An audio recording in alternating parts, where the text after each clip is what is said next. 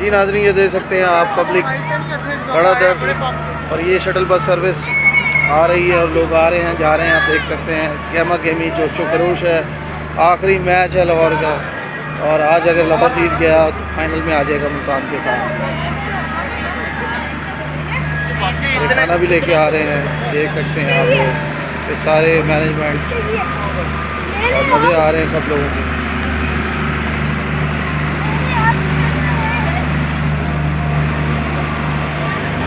गोश खरोश बच्चों का आप देख सकते हैं, ये देखें बच्चों ने फ्लैग पकड़े हैं। ये अपने अपने गेट्स की तरफ जा रहे हैं, जिन जिनका जहाँ जहाँ गेट्स है उस गेट से एंट्री है और स्कैनिंग का अच्छा इंतजाम है सिक्योरिटी का।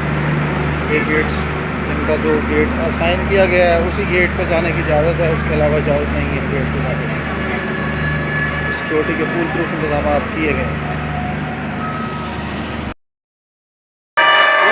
ये देख सकते हैं आप जोशो खरोश पब्लिक का, लाहौरियों का, जिंदा दिलाने लाहौर।